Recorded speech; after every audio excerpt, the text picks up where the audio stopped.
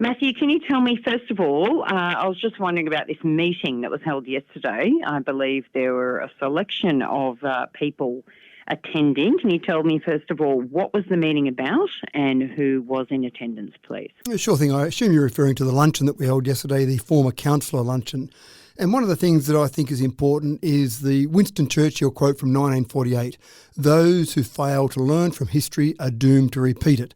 Now, Churchill was probably talking about the Second World War. I'm not talking about something as drastic as the Second World War. But what I do recognise is that with our former councillors from Dubbo City Council, Wellington Shire Council and Dubbo Regional Council, we've got a huge amount of experience, a depth of knowledge, and people that have been through a whole range of things before.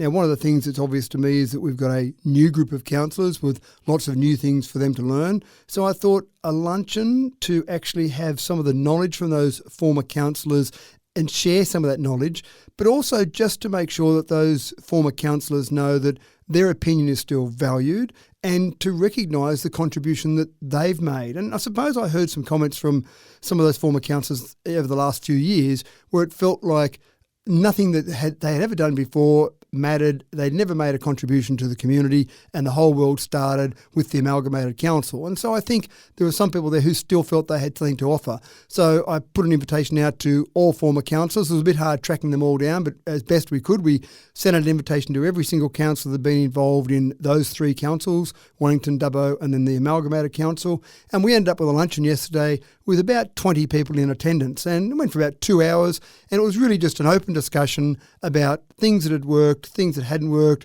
where we were going, different questions, different directions. We had councillors there that had been on council back in the 1970s. That was working under the Local Government Act of 1919. So we had people that had that much experience through to people that were on the Dubbo Regional Council, and that was their first experience with the council. So a whole range of knowledge and information and a whole range of topics were discussed. So what were some of the highlights? What were some of the things that came out of it? The transparency was certainly a big issue. The former councillors said that what they'd heard in the community was they really wanted to make sure that they knew what was going on in the community. So that was a general question, if you like, or a general comment. There were some specific issues around individual items and individual things that were happening. And again, probably too many to get into the nitty-gritty of all those. They might have related to roads or parking bays, but very specific things. But the general commentary was they liked the idea that their opinion was sought, and they liked the idea that they felt they could make a contribution just by the fact that they're still out there talking to people and bring some of those opinions forward. So lots of topics we discussed. I know we had our CEO, Murray Wood, there, and he's a new CEO as well, so he respected the idea that there were opinions in the room that could be brought forward to help him in his role. But I know both Murray and myself were busy scribbling down different ideas and different items to go forward with. Now, I believe there were some former Wellington councillors in attendance, and did they mention something about wanting a bit more representation maybe? Was this an issue discussed?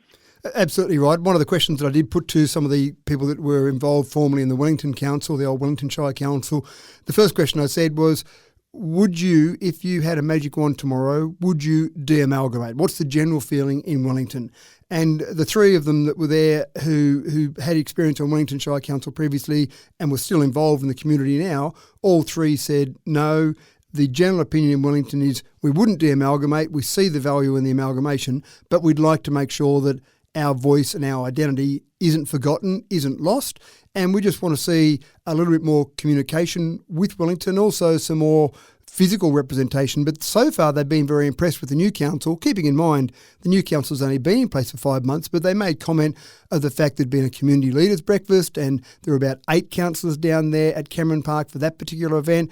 There's been events and functions out at Stewarttown. There was one particular person there who comes from Stewarttown who was very impressed that he saw a number of councillors out there at Stewarttown. So just in general, they've actually seen a lot more activity over the last 5 months with councillors there.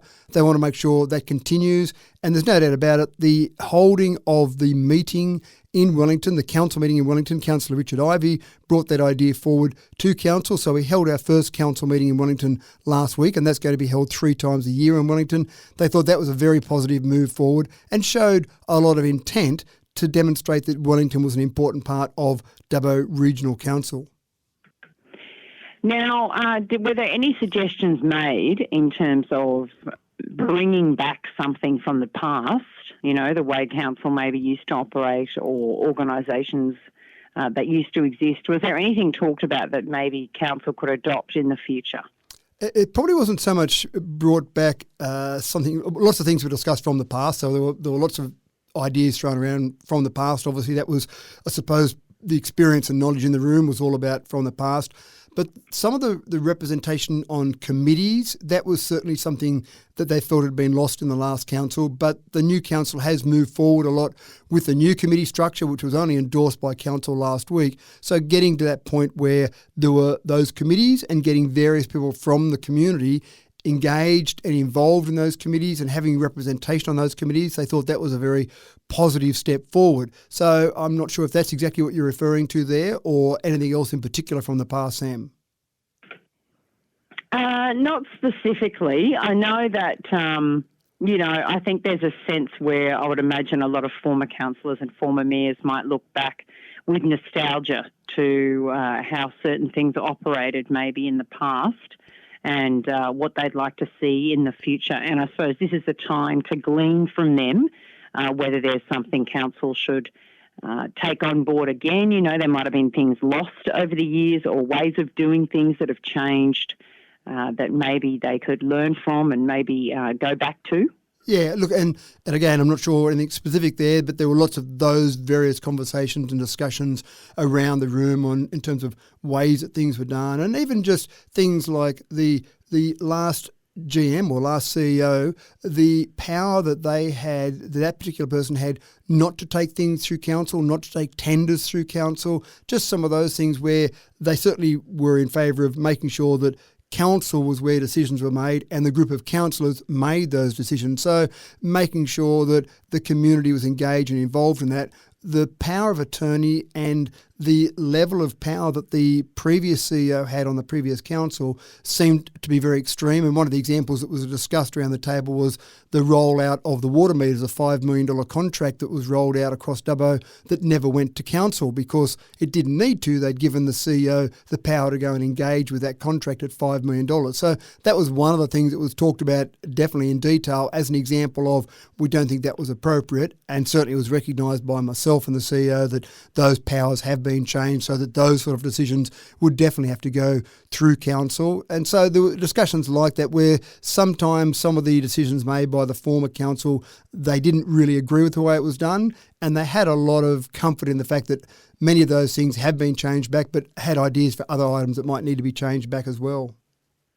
Okay, yes, thank you. That's helpful. Was there anything else you'd like to add? No, look, I think it was a really positive step. One of the things that I did say to the group was that things like Australia Day, things like Dubbo Day, where we celebrate people that have made achievements in Dubbo, and Wellington has a similar day. I want to make sure that all those councillors, those former councillors, are invited to events like those. It really is some acknowledgement that we are here today because of great work by many people over many decades before we've arrived at this point in time. So just that acknowledgement, they really appreciated the fact that they have been acknowledged and have been recognised. And I would like to make that luncheon that we had yesterday an annual event where former councillors come along once a year and just gather together, if for no other reason than just to talk about how things are progressing. But all of those former councillors are out there in the community. They've got their networks of people. They've got their friends, acquaintances, people they've connected with over the years.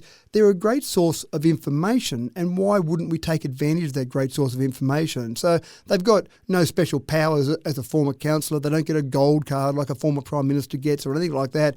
I think just being able to have that conversation, they appreciated the fact that their opinion was sought, and it's my intention certainly to continue on that in the future.